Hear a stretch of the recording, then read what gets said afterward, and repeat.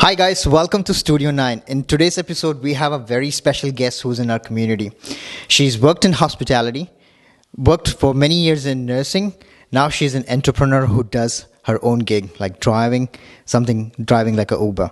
So she's on a very well-known member in our community in Harvey Bay here.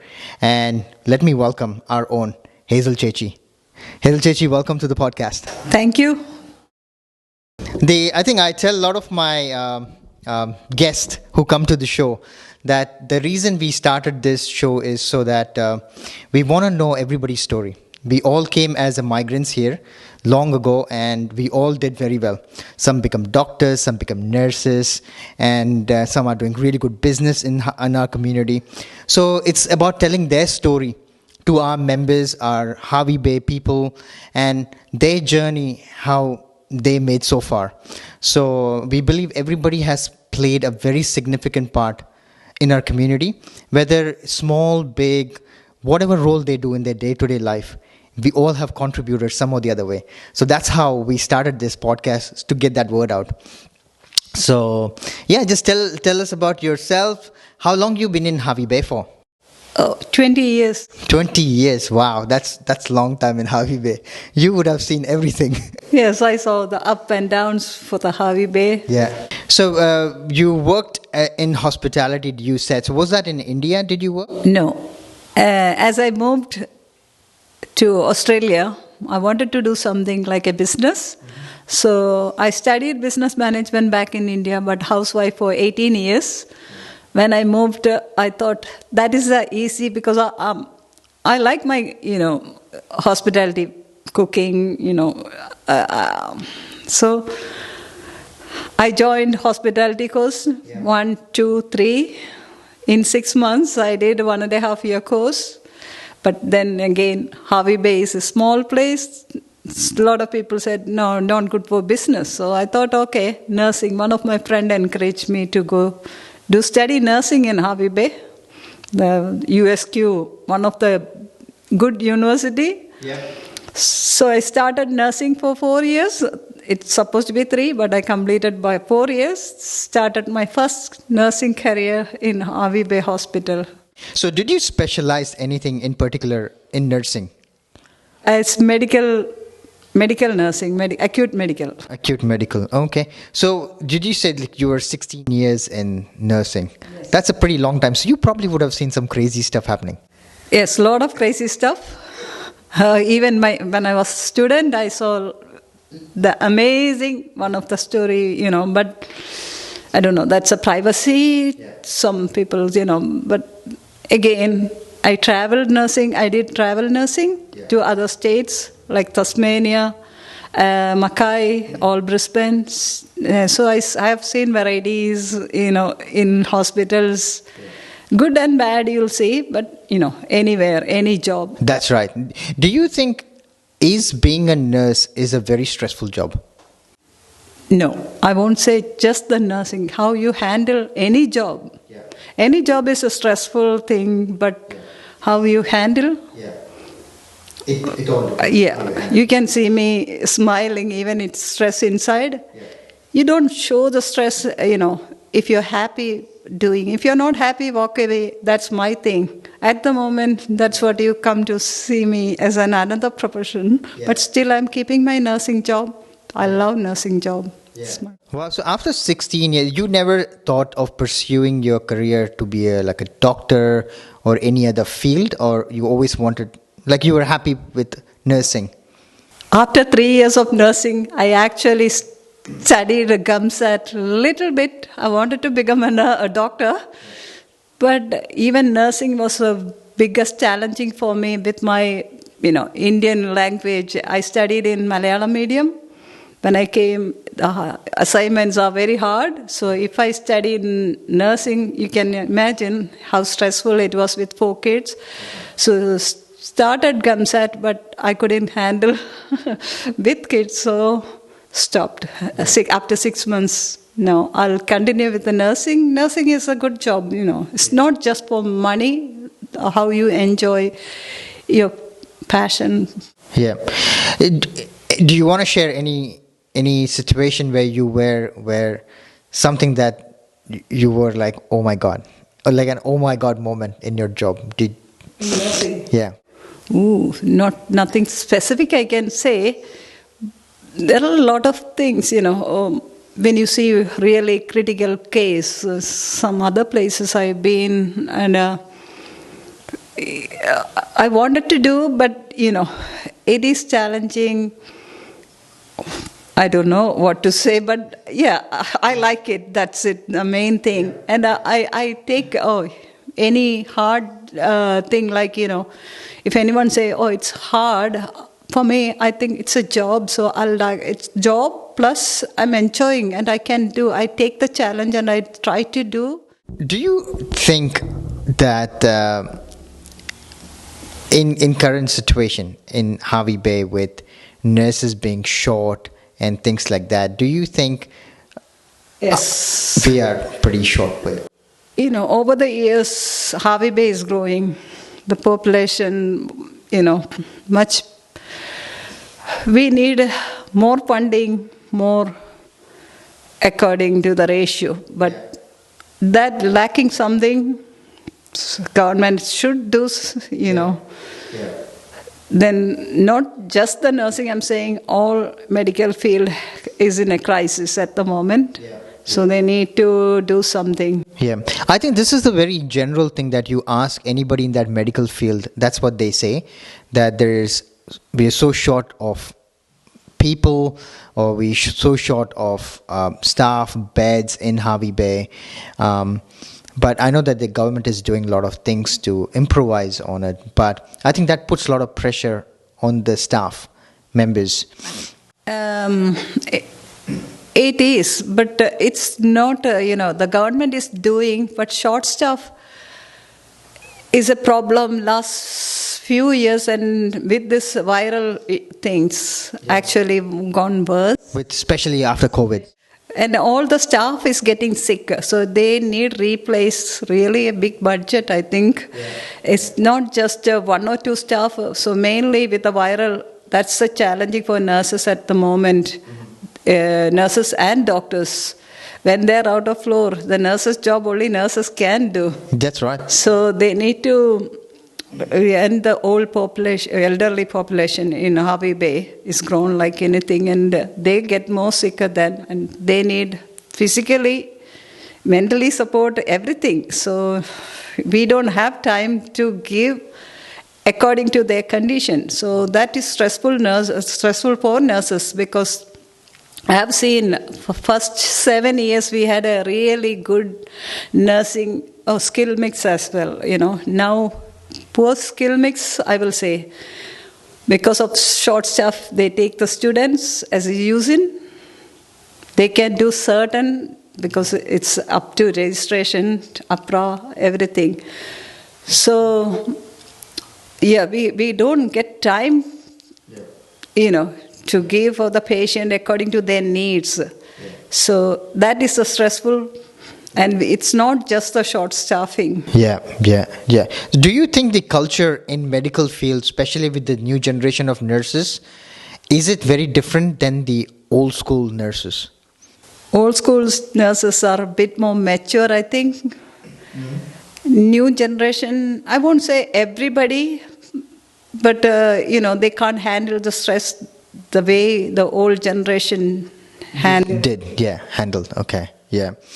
Now we know, like now after nursing for so many years, you have ventured out into a new business, or you being an entrepreneur. How that came across? Is just one day you just decided to drive Uber and? No, actually, after this COVID business, I would say it's COVID vaccine little bit affected my health. I used to do a lot of stuff before then, but suddenly it affected my health. So I was looking for a small job. I know hospitality is one of the thing I can, but with weightlifting and, you have to do something physically too. And driving is my passion too. Okay. So I thought what I can do to move forward, because mentally I was stressed, not stressed, actually going through a bit of a depressed mood. Mm-hmm. I want to get out of everything. move forward. So when I looked at driving job, what about the Uber? Yeah. So one of my friend helped me. Okay, that will be good, but need to be safe. Yeah. So I started looking into that, and I thought, oh, that's fine. Let me start. Any job, you need to take a chance to see how it will be. Until you start, you don't know what's going to happen. So I just thought, everything is a respectable job. So started as a new career. Oh, very nice. I think everybody, somewhere or the other down the track, I think we all venture out to do something different. Probably we starting this podcast, it's our way of venturing out, something different than every day that you do, and we might lead to something amazing. It's a journey that myself and Jinto have started, and we want to see where it reaches. Being a lady driver in Uber, is it safe? I will say yes. Any job have its own risk. Yeah. You need to be, careful about what you're doing. You can choose your hours. If you think you're not safe in the night, a lot of people do nights, a lot of do in the daytime. But you need to be, if you're not safe, there is an app you can actually get for help. Or for Uber drivers? In Uber drivers, even passengers. Okay. So both safety is there. But then again, people used to say, yes, there are some incident happen. But the incident happens in any job. In nursing job, we have seen a lot of risk things and, physically, mentally. So same thing in Uber job. But you need to be careful what you're doing, when you're doing, who you're picking up. Yeah. Just be conscious about what you're doing. Yeah. So predominantly do you do like night or day driving? Started with a daytime. Then I actually doing night till 9 o'clock now. Because after certain time, I choose my passengers wisely. Okay. Yeah, if you think their ratings and things is bit low, that means they have some issues with even may not be, but sometimes alcohol. So people get rating for that. Yeah. So I choose not to pick up that sort of thing. So I think I'm safe. Okay. Yeah. Is someone thinking of doing Uber? Do you think is it good as a full-time job or is it good as a part-time job? Everybody can't be a doctor, nurses and things because you need a qualified certificate. This also needs some level of qualification like your driving license, your personal, police clearance, like that sort of thing, you need it. So, and no one can be always, professional job one side, and this is the easy, not easy, but somewhat anyone can do. Yeah. Yeah. Everybody living for a job, want to make money. Yeah. So you can live with the Uber job, Yeah. One message that you want to give to a younger generation who's watching this podcast, especially in our community, what would that be like? If you want to throw out a message there saying, for a younger generation, don't abuse the system. You need to be, looked after. You need to start from your home to be wise and, because you need to be mentally and physically good to look after a community. So from the home, you need to learn. I can see a lot of things happening over the years in Harvey Bay. Yeah. It's not safe or whatever people say, but it's not that. You need to listen to your elders like old school. Yeah. Parents used to guide, but that guidance need to be followed and just be a good adult for the community, a responsible adult. It's such a good advice. I think it all starts from home. How you behave at home as a kid, that reflects on the community, how you go. And I think this generation, I think there are some amazing kids, and as we always say, there are some who actually spoils for the rest. Yes. So but yeah, I get where you're coming from. You get everything in your community, but choose wisely. listen to your parents or elders, teachers, then I think we all did such a way. And that's not wrong. Yeah. So any Malayalis who's watching this video at the moment, and there's so many nurses who come and doctors who come to Harvey Bay, what is your message to them? Like, is it a good place to come to have raised kids, family, work culture? My opinion, Harvey Bay is one of the best place to start with, because this is a small community. It's growing, but starting, the schools are fairly good. Not fairly, actually very good. My children all studied. I got 4 children. They're all professionals. So I was, I was married, but single mom. When I came, my husband used to support financially, yes, but I have to be with them here.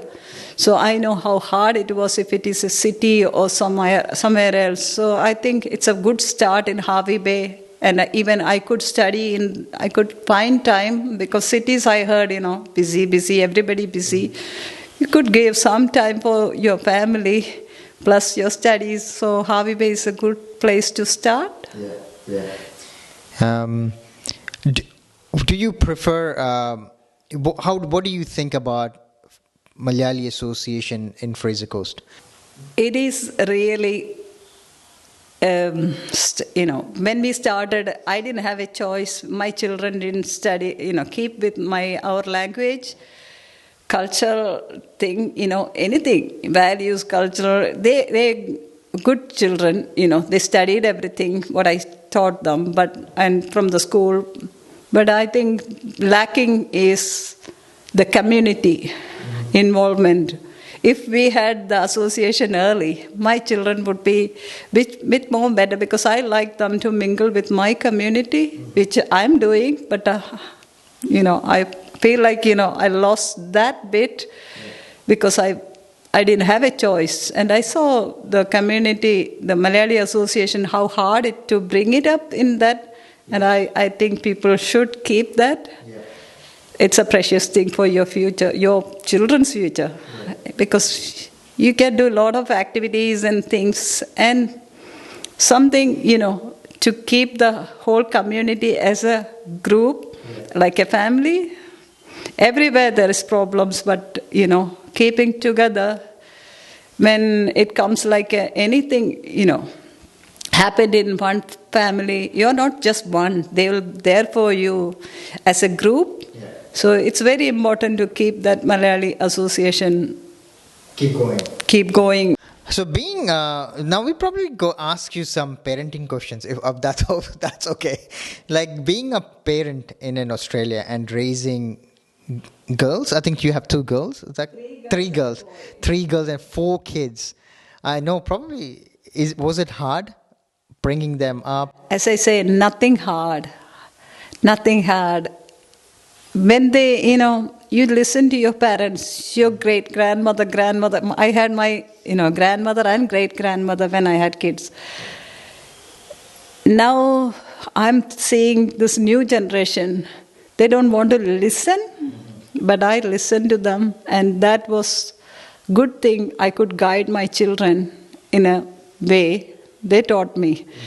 And I think that's a very important thing new generation need to follow. Yeah, and I completely understand. I think as the younger generation, I think things are very different. The parenting style is very different.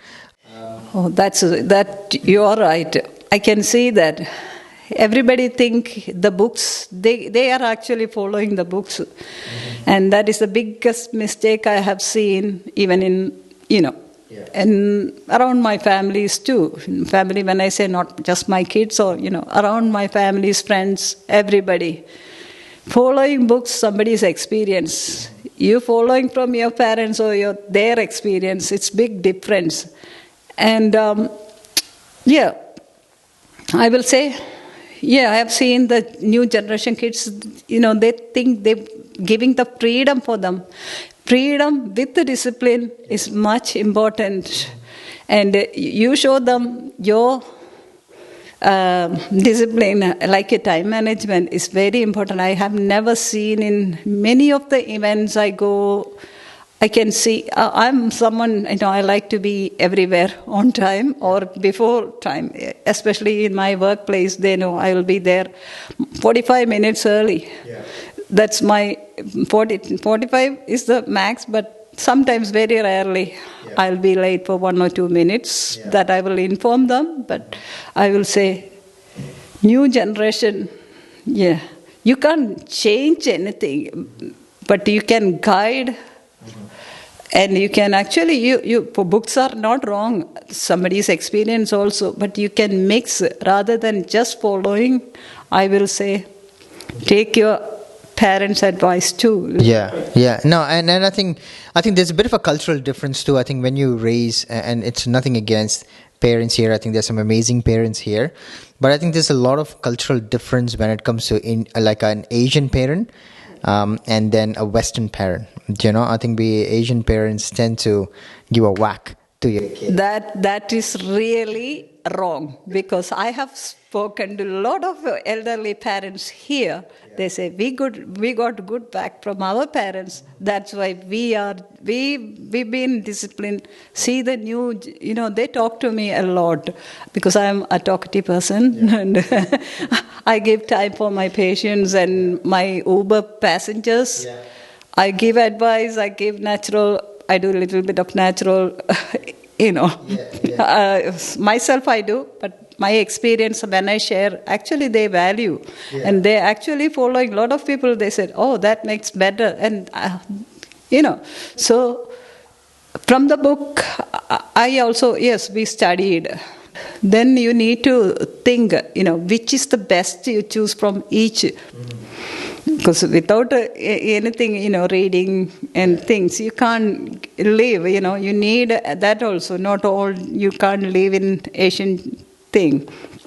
But the old people here, they are the one said their parents used to work, and this they're blaming on government, but not government, family. From the family, they have to start. Give enough freedom. I won't say restrict. I give my children every freedom. I never used to look their exams, homework. I will look what they're doing. Are they doing their studies, or they're playing in the computer, or they're doing something else? I keep an close eye. They think overprotective. That word they always use, but it's not that. Every parents have anxious. Teacher says, no, you don't have to teach them. Yes, we don't have to teach them, but we have to guide them. I really think that's the best way. Now, any incidents during your driving Uber or anything that particular comes up in your mind that? Oh, a lot of things. There are bad experience. There are good experience. Give us one bad experience. Bad experience, they can swear at you like anything. One lady I picked up. I was on time, but she was always late. But she started FFF. I said, nothing to do with me. Uber sent me. Then on the way, halfway through, she was saying, you need to wise, you need to overtake. I said, no. I have a license. I need to keep. And you're safe, I'm safe. In Harvey Bay, we can only go on that speed. Till 9 minutes, she been swearing a lot. And at the end, she got her bus. She said, oh, I will get problem with the bus driver always. That always picked me. Yeah, she is always late, not me. I was on time. Uber knows when you go, they look at your time, you're picking up or, dropping off time. And then she said sorry and, Is there a lot of people doing Uber in Harvey Bay? There are people. A lot of people. And the crazy stuff is, they send you to 15 to 20 minutes, and when you go excited, oh, I'm getting a ride. But that will be a 1 minute ride, you get only $6. So you go 20 minutes for $6. That make me think, oh, Mart, what a crazy thing, you're spending time. But you can see your destination though, right, where you go? No. You can't see the destination. They only pick up 15 minutes. Then once you pick up, then you'll see how many minutes you're dropping off. Oh, okay. Until you become a platinum or whatever their rating, then you get both the way. But I don't get, because I don't take all the Uber ride. You need to pick up every ride, then you get both the destination. But I choose for my safety. I think they probably do it because so that the drivers don't cancel short journeys. No, short, we can do short, no problem at all. Okay. But the problem is the passengers rating bad. They can be anything. One day I got a dog. A person came with a dog, and he's sitting in front, and I'm so scared of. I like small dogs, but big dogs I get panic. So that sort of thing happened. Yeah. So now I know where he's coming, so I can actually not to pick up the. So yeah, because dog, they have a pet Uber, they can take it, but this is passenger only. One dish that if you have to cook for someone special, what would you cook? Something that you're so confident about. Oh, I love cooking. Any dish I can cook. If anyone says I want any even other country, like Pakistan, India, China, Japanese, so I'm good with. But normally people like vindaloo here. They ask for vindaloo or biryani. Yeah. So I can just cook. Easy. Oh. Yeah. I think we're pretty much on the end of our podcast. We usually ask very general questions to our guests, unless there's some specific. So to all the members, if you have watched right till the end here, all that we want to say is do like, share, and subscribe this podcast, because it takes a lot of time and effort to get something put together. And if you watch till the end, that means you like the content. And do like, share, and subscribe, because it gives us an opportunity to bring more guests and create a better content. So thank you for watching, and thank you, Chechi, for coming. It was an honor. And thank you for sharing your stories with us, how you came to Harvey Bay and everything. And thank you. Thank you.